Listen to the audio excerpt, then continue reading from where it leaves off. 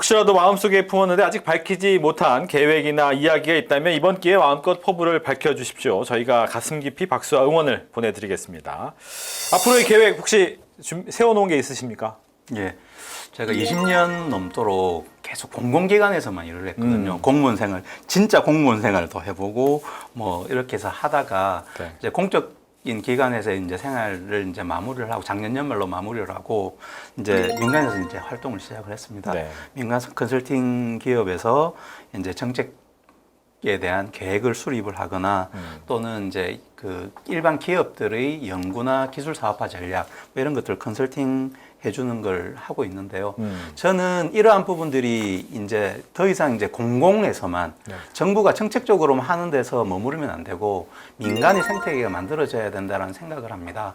그래서 이제 제가 이렇게 민간의 현장에 들어가서 민간 기업이 지역 정책이라든지 기업 R&D라든지 이러한 지식 서비스 일들을 하는 데 있어서 조금 활동의 폭을 좀 넓히고 싶은 생각이 있고요. 아까 잠깐 말씀드렸습니다만은 창업에 대한 꿈은 버리지 않았습니다. 그래서 뭐 제 경험도 던지고 그 다음에 우리 시민들한테 조금 우리 소비자들한테 조금 도움이 되는 제품과 서비스를 제공해 줄 수 있는 창업에 대한 꿈을 가지고 또 한 발 한 발 준비하고 있습니다. 알겠습니다. 이제 과학을 전공하시고 과학으로서 이제 커리어를 쌓아 오셨는데 이제 뭐 아까 잠깐 이야기했지만 순수과학을 전공하면 나는 어떻게 예. 취업하지? 그래서 요즘에 보면 재수생들, 반수생들 다 의대 가겠다고 지금 예, 맞습니다. 시험 보지 않습니까? 예. 물론 이제 그런 분들도 있겠지만 과학을 전공한 친구들이라면 이런 일을 해도 된다. 이렇게 좀 시각을 넓혀봐라. 이런 얘기를 좀 해주신다면. 예, 그게 이제 그동안에는 물론 이제 과학과 공학은 다르긴 합니다. 과학은 어떠한 그 자연적인 현상이나 이런 부분들을 객관적으로 증명하고 그 다음에 그를 바탕으로 해서 다른 이론들을 전개해 나가는 게 순수 과학이면 공학은 그 과학자들이 쌓아놓은 그러한 업적들을 하나하나 가져다가 돈이 되는 일로 재프로세싱을 하는 게 이제 공학이 하는 네. 일이거든요. 근데 둘 다 어쨌든 사실에 이제 입각해서 하는 활동이고 둘 다 각각의 그런 다음 단계로 넘어가는 단계들이 분명히 존재를 합니다. 그래서 저는 과학과 공학을 한 모두들에게 조금 부탁을 하고 싶은 게 뭐냐면 너무 학교에서 배웠던 지식에 집착하지 마라. 지식이 아니라 그 지식을 도출해 나가는 과정을 학습을 하고 그 과정을 내가 체득을 해서 사회에 나가서 맞닥뜨리는 일을 그리고 그런 문제들을 해결할 때 나의 과학적 절차 또는 공학적 절차 이것들을 적용하는 연습들을 많이 하라라고 얘기를 해주고 싶습니다. 그래서 우리가 과학은 정말 취업이 안 된다 그러고요. 공학도 요즘에는 뭐 2차 전지나 반도체나 이쪽을 제외하고는 좀 힘들다 뭐 이런 얘기들을 많이 하는데 결국 그러한 부분들에 있어서는 가장 큰 문제가 너무 현상적인 지식에만 집중하는 데 이유가 있지 않나.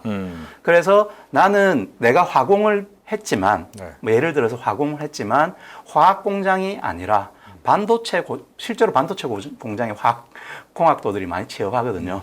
반도체 공학도 운영하는 거는 화학공학 공장의 운영과 똑같은 방식이라는 거죠. 그래서 내가 과거에 했던 대상에 집중하지 말고 전체적인 프로세스를 학습을 하고 그걸 가지고 대상을 바꾸는 일들을 하다 보면 뭐 새로운 취업뿐만 아니라 새로운 직업을 만드는 일도 충분히 가능할 거라고 생각을 합니다. 네. 뭐 비슷한 얘기긴 하겠지만 이렇게 취업을 고민하는 사람들이 많아요. 꼭 과학이나 공학 분야가 아니더라도 요즘에 취업이 워낙 어렵다 보니까 맞습니다. 취업에 대한 고민이 많은 후배들, 인생 후배들에게는 어떤 얘기를 하시겠습니까? 그래서 저는 이런 얘기하면은 이 라떼 아저씨처럼 들릴지 모르지만 어쨌든 그 사회 속에서 경험을 하면서 자기를 성장시켰으면 하는 게 제 생각입니다. 저도 그랬듯이 안 해보고 교과서 내의 활자라든지 어떤 책의 활자 내에서는 내가 성장하고 경험을 얻는데 분명히 한계가 있거든요. 그래서 작은 경험이지만 나의 과거와 융합해서 새로운 경험으로 스스로 가치를 부여할 수 있다면 뭐 굉장히 그 중요한 경험이 될 수 있고 다음에 내가 새로운 일을 할 때 자신감을 얻을 수 있는 그런 계기가 될 수 있는데 지금 현재는 너무 우리나라 교육의 문제도 있긴 하지만 드러나는 지식 그리고 그 지식을 맞추느냐 못 맞추느냐에 대해서 이제 평가하는 시스템 이런 것 때문에 현상적인 지식에 너무 집중하고 그거를 얻는 데만 익숙해져 버리니까 오히려 그 젊은이들이 가지고 있는 고유의 가치가 오히려 훼손되고 그 현장에 나갔을 때도 과거에 너무 얽매여 있는 그런 청년이 되지 않나 생각을 합니다. 그래서 조금 더 현장의 경험 그리고 그 경험을 할 때도 내 거화시키는 그런 활동들을 조금 많이 했으면 좋겠다. 그런 의미에서 저는 창업이라는 활동들을 꼭 그 직업을 가진다, 돈을 번다라는 경험보다 그런 것보다는 또 새로운 경험 그리고 내가 대상을 바꾸어서 내 주체적으로 새로운 경험을 할 수 있다라는 관점에서는 굉장히 개인에게 좋은 기회가 아닌가 이런 생각들을 합니다. 네. 마지막으로 방송을 시청하고 계시는 분들에게 전하고 싶은 말씀 해주십시오. 예, 다시 부산 세계박람회로 네. 돌아가도록 하겠습니다. 제가 말씀드린 대로 우리 부산 세계박람회는 뭐 부산만의 일 또는 뭐 어떤 관광업계만의 일 뭐 이런 게 아니고요. 대한민국이 전 세계의 리딩 국가로 갈 수 있느냐 없느냐라는 중요한 변곡점에서 일어나는 행사라고 생각을 합니다.